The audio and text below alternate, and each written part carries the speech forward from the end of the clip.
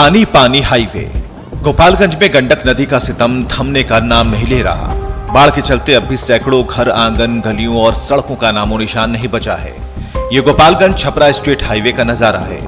ये सड़क पिछले 1 महीने से बाढ़ के पानी में डूबी हुई है और इसके चलते गाड़ियों की आवाजाही ठप पड़ गई है। ऐसे में जरूरी सामान लाना हो, बाइक ढोना हो या फिर जरूरी काम से कहीं आना जाना हो तो नाव ही एकमात्र सहारा है। हम लोग को नाव से आने जाने का रास्ता है, सुविधा है और रोड 1 महीने से टूटा है। ना कोई यहाँ विधायक है ना मुखिया, कोई भी आ रहा है तो यहाँ से चला जा रहा है, कुछ भी मदद नहीं कर रहा है।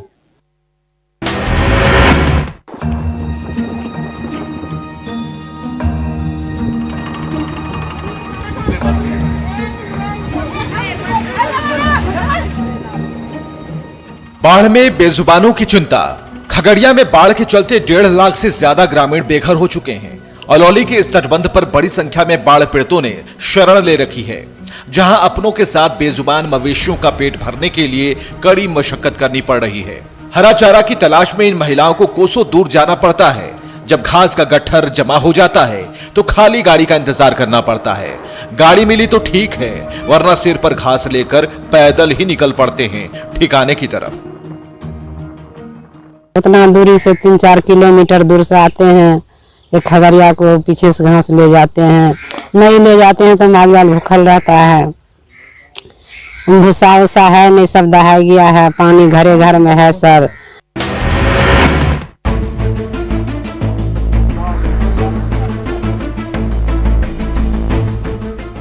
जुगाड़ नाव के सहारे जिंदगी। खगड़िया में कोसी, बागमती और बूढ़ी गंडक जैसी नदियों में धीरे धीरे पानी कम हो रहा है, लेकिन बाढ़ पीड़ितों की परेशानी घटने का नाम नहीं ले रही। इन बाढ़ पीड़ितों ने कई महीनों से NH 31 पर डेरा डाल रखा था। अब जब पानी कम हुआ तो घर लौटे, लेकिन कुव्यवस्था और पानी की सड़ांध में सांस लेना दुश्वार है। ऐसे में अब ये ग्रामीण दिन भर NH 31 के किनारे अपने बच्चों के साथ वक्त गुजारते हैं। शाम में जुगाड़ नाव के सहारे वापस घर लौट जाते हैं। यही इनकी दिनचर्या बन गई है। कोई नहीं देखता है सर। अब पानी जो अब दुर्गंध महकता है, महकने के बाद कोई एरिया के समय काट रहे सर। कहाँ जाएंगे बाल बच्चा लेकर को?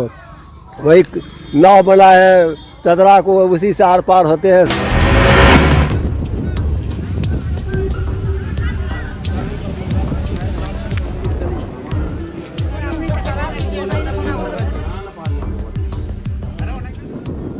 झारखंड और पश्चिम बंगाल सीमा पर बहरागोड़ा के प्रतापपुर गांव के ग्रामीण पिछले कई दिनों से जलबंधक बने हुए हैं। रेगड़ी नदी ने यहां के बाशिंदों को पूरी दुनिया से काट रखा है। ऐसे में वृद्ध, गर्भवती महिलाएं, छोटे छोटे बच्चे और कई मरीज गांव में फंस गए। इनकी मदद के लिए बहरागोड़ा के विधायक समीर मोहंती और बीडीओ राजेश कुमार समेत कई कर्मचारी और ग्रामीण नदी के उस पार पहुंचे। वहां से टेकची के जरिए ये राहत सामग्री बाढ़ पीड़ितों तक पहुंचाई गई। खाने का ठिकाना नहीं, घर का ठिकाना नहीं है। हम लोगों ने अभी बीडीओ साहब से भी बात की है। जो चुनिंदे लोग जिसको आवास नहीं मिला है, जिसका आपका रेशन कार्ड नहीं मिला है, जो 1-2 जन को आपका पेंशन नहीं मिल रहा, हम लोग उनको तुरंत बोले हैं कि दिन दयाल इस पर पहल कीजिए और इन लोग को सारा चीज़ का उपलब्ध करने का काम करिए।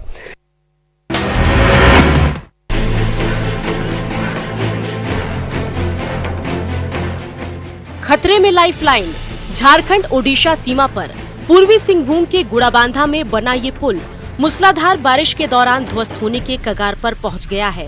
पुल के नीचे की मिट्टी खिसकती जा रही है और अब हालात ऐसे हैं कि ये पुल कभी भी धंस सकता है। इसके बावजूद इस पुल से रोजाना सैकड़ों गाड़ियां आती जाती हैं। पूर्वी सिंहभूम और ओडिशा के मुयरभंज के बीच 20 साल पहले जब ये पुल बना था तो वरदान साबित हो रहा था, लेकिन आज रखरखाव के अभाव में इसकी हालत बेहद बदतर हो गई है।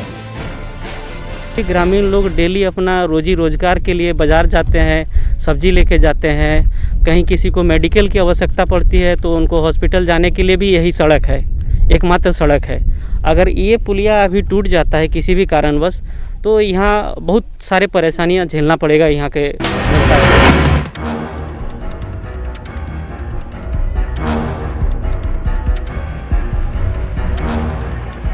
हैंगिंग ब्रिज में बच के ये अररिया से फारबिसगंज को जोड़ने वाली सड़क के बीचों बीच हलवा नदी पर बने स्प्रू पाइल ब्रिज का नजारा है। हालत ऐसी हो गई है कि ये हैंगिंग ब्रिज बन गया है और राहगीर ईश्वर का नाम लेते हुए यहाँ से गुजरने को मजबूर है। थोड़ी सी चूक का मतलब है हादसे हो नहीं होता। हालांकि इस पुल के सामने ही एक और आरसीसी ब्रिज बनकर तैयार है, लेकिन महीनों बाद भी पुल से जुड़े अप्रोच रोड का निर्माण नहीं हो सका। ऐसे में ग्रामीणों की मुश्किलों का ठिकाना नहीं है। जब भी टपता है तो डर से हालत खराब हो जाता है आदमी का, समझे। कभी भी हादसा हो कभी भी हो सकता है, कभी भी यार्ड की तरह। हाँ, जो कि के तरह जो यहाँ भी हो सकता है कभी भी। यह जो पुल बनाया गया है ये क्यों नहीं चालू हुआ अभी तक? अभी तक चालू नहीं हुआ है। अब कहता है कि हो जाएगा 2 महीना 1 महीना में हो जाएगा।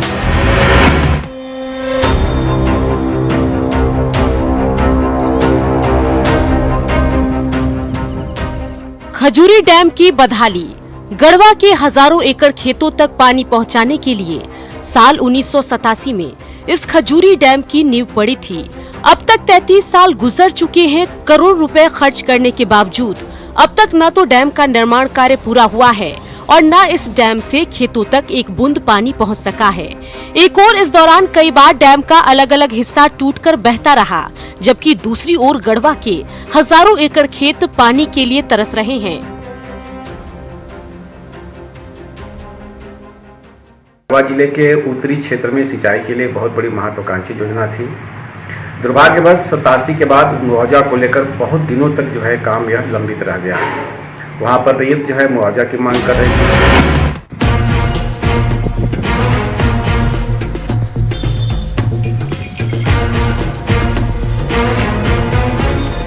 मरीजों का भगवान ही मालिक।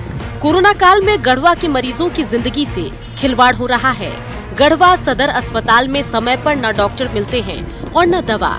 ऐसे में दूर दराज से पहुंचने वाले मरीजों को खासी परेशानी हो रही है। गढ़वा सदर अस्पताल में यूं तो कई एम्बुलेंस खड़े रहते हैं, लेकिन इसका संचालन करने वाले एनजीओ की मनमानी के चलते गरीब मरीजों को समय पर एम्बुलेंस नहीं मिल पाता। इस पर सिविल सर्जन ने भी हाथ खड़े कर दिए हैं। वैकल्पिक व्यवस्था में सरकार के द्वारा 108 एम्बुलेंस उपलब्ध कराई है, जिसका कि कॉल सेंटर से 108 कॉल करने से मिलता है। वो हमारे डायरेक्ट नियंत्रण में नहीं है।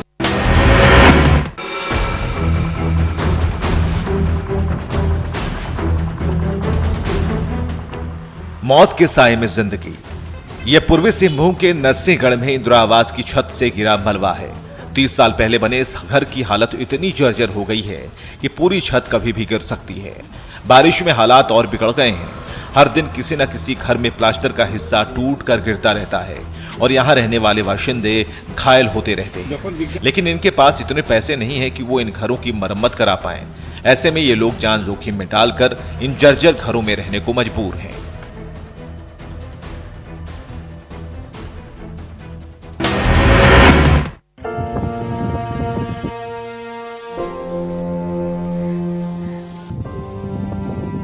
शहीद का गांव बदहाल। कोल्हान में साल 1832 के कोल विद्रोह के महानायक रहे पोटोहो का गांव राजाबासा सरकारी उपेक्षा का दंश झेल रहा है। पश्चिम सिंहभूम के जगन्नाथपुर प्रखंड में स्थित इस गांव में आज तक न विकास की एक किरण पहुंची है और न शहीदों के वंशजों को किसी तरह की मदद मिली। शिक्षा, सड़क, बिजली, रोजगार और आवास जैसी बुनियादी सुविधाएं भी नदारद है। ऐसे में यहाँ के ग्रामीणों की जिंदगी काफी मुश्किल से गुजर रही है। गांव का संपूर्ण विकास होना चाहिए। उस गांव के लोगों का आर्थिक रूप से भी विकास होना चाहिए और सामाजिक रूप से भी उनका विकास होना चाहिए। इस तरीके का कुछ प्रोजेक्ट सरकार को बनाना चाहिए।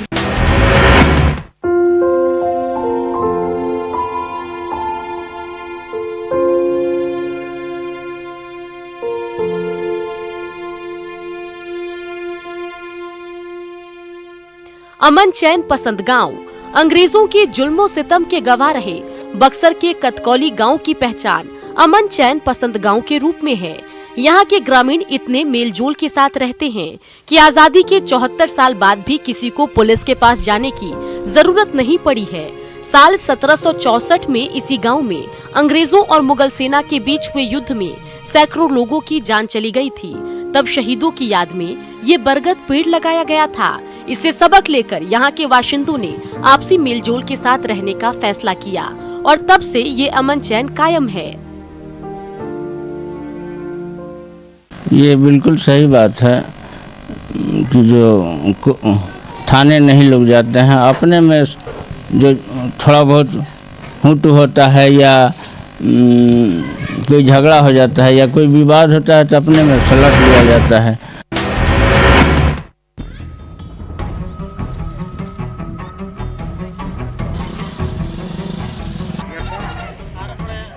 मेहनत का पुल।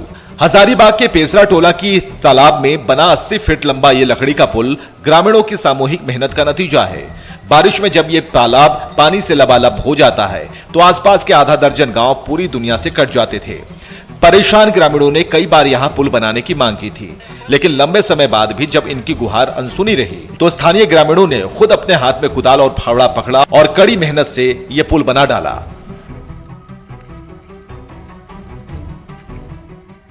श्रमदान इन लोग का पूरे गांव का रहा है। इसमें महिला पुरुष दोनों मिलकर के किए हैं और ये पुल 6 से 7 दिन में लोग तैयार किए हैं। अभी है कि पुल तैयार हो गया है, लोग आना जाना कर रहे हैं और काफ़ी खुश हैं सभी लोग।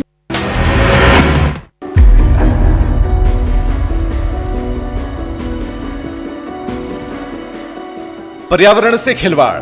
ये कोडरमा के बेला गांव का नजारा है। मिशन बागवानी के तहत लाखों रुपए खर्च कर यहां सैकड़ों फलदार पौधे लगाए गए थे। ये पौधे बड़े होकर प्रदूषण नियंत्रण में अहम भूमिका निभा सकते थे, लेकिन असामाजिक तत्वों ने रातों रात न सिर्फ इन हरे भरे पौधों को नष्ट कर दिया, बल्कि पंप सेट के साथ बागवानी के कई उपकरणों को भी बर्बाद कर दिया। इस घटना से नाराज ग्रामीणों ने हरियाली के हत्यारों पर जल्द से जल्द कार्रवाई की मांग की है। इस तरह का घटना, खास करके पेड़ को खड़ा जाना एक उन लोग का जो जमीन है जो बगल जघन्य अपराध है और जो भी इसका दोषी है कार्रवाई होनी चाहिए।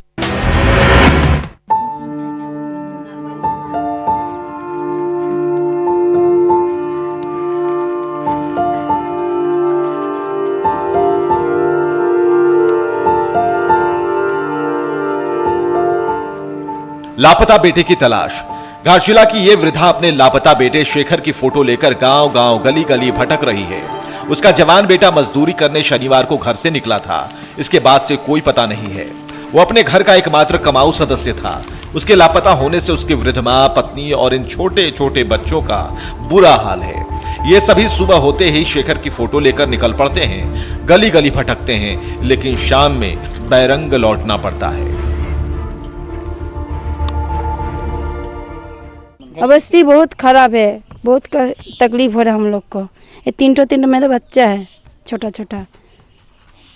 थाना गए थे? हाँ, थाना गए थे। थाना में बोल रहे हम लोग खोज करेंगे।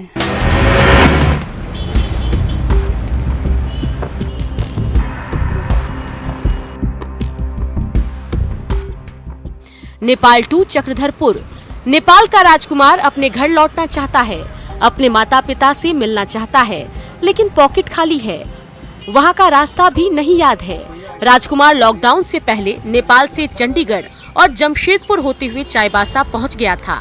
बाल कल्याण समिति ने उसे बाल सुधार गृह भेज दिया। 6 माह बाद बालिग होने पर उसे बाल सुधार गृह से छोड़ दिया गया।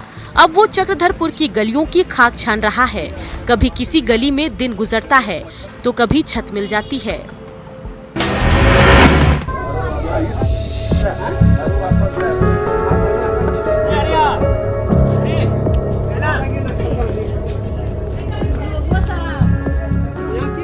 फिर परदेश चले मजदूर। कोरोना काल में घर लौटे मजदूर काम की तलाश में फिर से परदेश का रुख करने लगे हैं।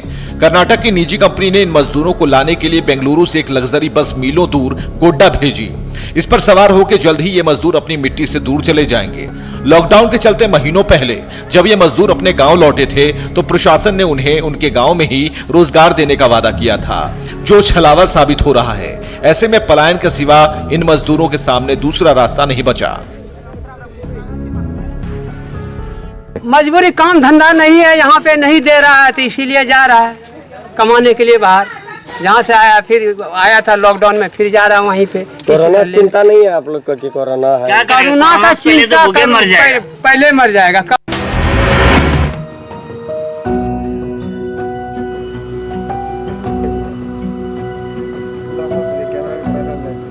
स्कूल में मशरूम की फसल।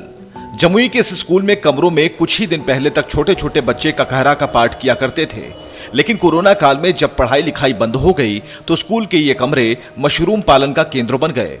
आज यहां मशरूम की एक से बढ़कर एक किस्में लहलहा रही हैं, जिसकी जमुई ही नहीं आसपास के कई जिलों में काफी डिमांड है। स्कूल प्रबंधन का कहना है कि कोरोना काल के बाद भी मशरूम पालन का सिलसिला बरकरार रहेगा। सारे ऐसे लोग हैं जो अपनी नौकरी खो चुके हैं, जिनका व्यवसाय बंद हो चुका है या जिनका विद्यालय अभी नहीं चल रहा है, वो लोग इससे जुड़ सकते हैं और बहुत मुश्किल नहीं है, सिर्फ मेहनत का काम है और ध्यान रखने वाली चीज़ है और इससे कम इन्वेस्टमेंट में एक अच्छी रिटर्न आप ले सकते हैं।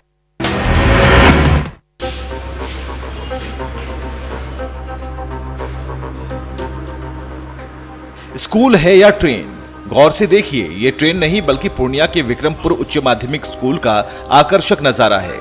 इसकी दीवारों को वॉल पेंटिंग के जरिए ट्रेन का रूप दिया गया है, तो खिड़कियां और दरवाजे तक रेलगाड़ी के रंग में दिखाई दे रहे हैं। इससे पूरे स्कूल की तस्वीर ही बदल गई है। यही नहीं, यहाँ पढ़ाई लिखाई का हाईटेक इंतजाम है, तो खेल खेल में बच्चों को शिक्षा देने की भी कोशिश की जाती है। यही वजह है कि ये बच्चे कभी भी अपना क्लास मिस नहीं करना चाहते। से छोटे बच्चे को कह दिया जाता है कि इस ट्रेन में कितने रंगों का उपयोग होता है, उसको आप लिखें। बच्चे इस ट्रेन से अंकों का भी ज्ञान होता है। इस खिड़कियां में कितनी पत्तियां लगी हुई है, कितने रड लगे हुए हैं, कुल कितने केवाड़ी है इसमें, कुल कितने खिड़की है, गिन के लिखो। इस तरह से पढ़ाई का काम भी चलाया जा सकता है।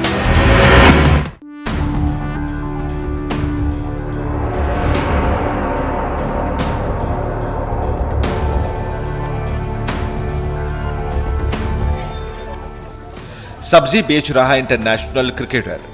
देश विदेश में अपने बल्ले का कमाल दिखा चुका साहिबगंज का international wheel chair cricketer Anwar Sheikh सब्जी बेच रहा है। मलेशिया, बांग्लादेश, श्रीलंका और नेपाल में आयोजित व्हील चेयर प्रतियोगिताओं में उसने अपने नाम कई खिताब किए हैं। लोकसभा चुनाव और स्वच्छ भारत अभियान में प्रशासन ने उसे ब्रांड एम्बेसडर भी बनाया था, लेकिन आज उसकी हालत ऐसी हो गई कि सब्जी की दुकान में उसे दिहाड़ी पर खटना पड़ रहा है। बदले में मिलते हैं 150 रुपए, जिससे उसका परिवार चलता है। सब्जी भी बेचना पड़ता है, वही सब्जी हम खुद अपने नहीं लगाते हैं, सब्जी दुकान में हम काम करते हैं, वो भी कितना 150 रुपये रोज के हिसाब से काम करते हैं। बट 1 महीना से 1.5 महीना मैंने काम किया, बस मेरी बारिश में पूरा सर्दी हो गया, बुखार आ गया, जुकाम आ गया।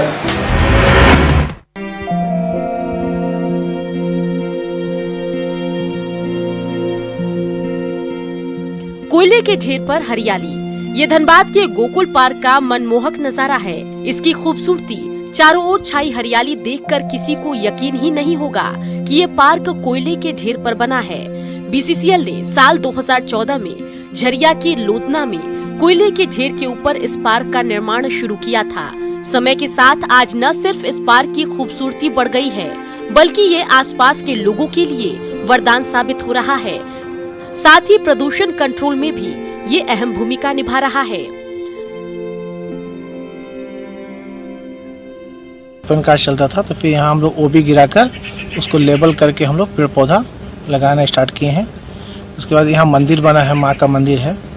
लोग घूमने फिरने सुबह शाम मॉर्निंग वॉक, शाम को घूमने भी आते हैं। और इसका जो प्रशंसा है वो हम लोग के कोयला मंत्री द्वारा भी किया गया है।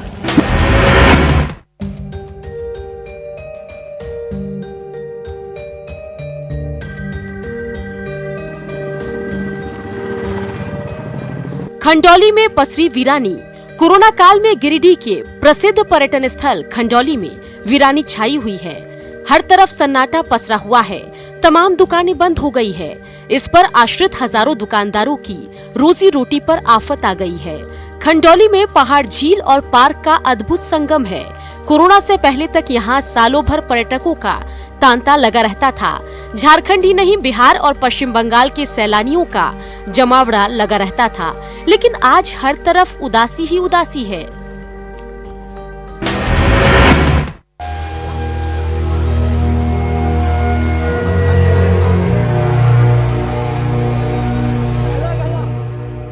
प्रकृति की अनमोल सौगात, ये जमुई के देवोदा झरने का अलौकिक नजारा है। करीब 100 फीट की ऊंचाई से पानी की धार नीचे गिरती है तो वो दृश्य देखने लायक होता है।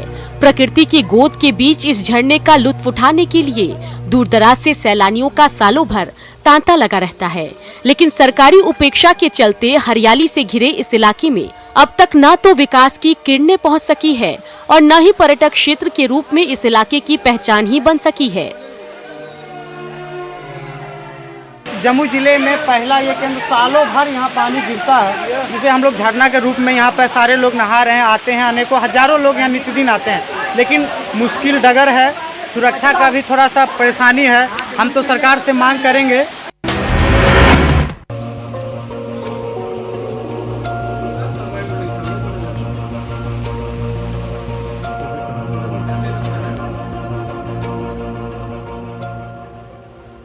पर्वत विहार में सन्नाटा। कोरोना काल में जामताड़ा की पहचान रहे पर्वत विहार में वीरानी छाई हुई है। कभी इस इलाके की खूबसूरत प्राकृतिक छटा सैलानियों को अपनी तरफ खींचती थी। जामताड़ा के साथ देवघर, दुमका और साहिबगंज ही नहीं, आसनसोल के सैलानी भी प्रकृति के मनमोहक नजारे का दीदार करने के लिए यहाँ आते थे, लेकिन इसकी रौनक फीकी पड़ती जा रही है, तो युवा जोड़े छिपते छिपाते यहाँ की प्राकृतिक छटा का लुत्फ उठाने जरूर पहुँच रहे हैं। अभी इधर से आदमी चढ़ जाता है, हम कितना ध्यान कितना दे देंगे, तारा उधर सब कटा हुआ है, गाय गोरू घुस जाता है और लोग आता भी नहीं है, तो हम लोग सब दिन रात खाना खाने जाते हैं, तब तक उधर से चढ़ गई है।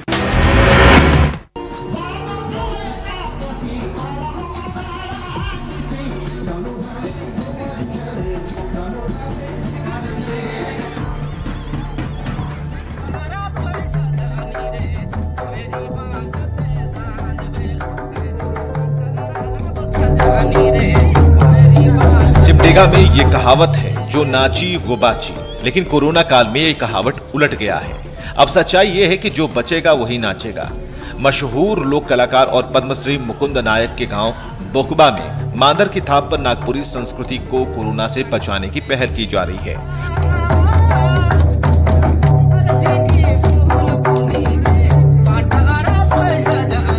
हालांकि आधुनिक युग के चकाचौंध में युवा वर्ग में भटकाव आया है। वो अपनी मिट्टी और अखरा संस्कृति से दूर होते जा रहे हैं। ऐसे में पुरानी पीढ़ी मांदर की थाप पर युवा वर्ग को अपनी समृद्ध संस्कृति से जोड़ने का न्योता दे रही है।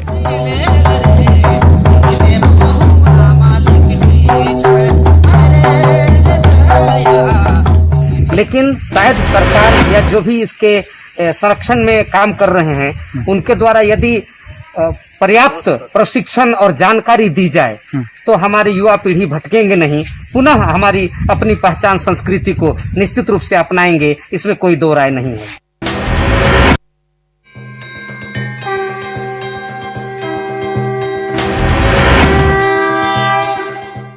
खान परिवार के घर पधारे गणपति। नागपुर में गणेश पूजा की धूम मची है। घर घर गजानन की आराधना हो रही है। तो पिछले 7 सालों की तरह इस साल भी पार्वती नगर में खान परिवार के घर पर गणपति महाराज का आकर्षक दरबार सजा है। श्रद्धा और भक्तिभाव के बीच खान परिवार का एक एक सदस्य सुबह शाम विघ्नहर्ता की न सिर्फ वंदना में जुटा है, बल्कि उनकी आरती भी उतार रहा है। खान परिवार के नन्हे उस्ताद आर्यन खान को तो पूरी की पूरी गणपति वंदना कंठस्थ है।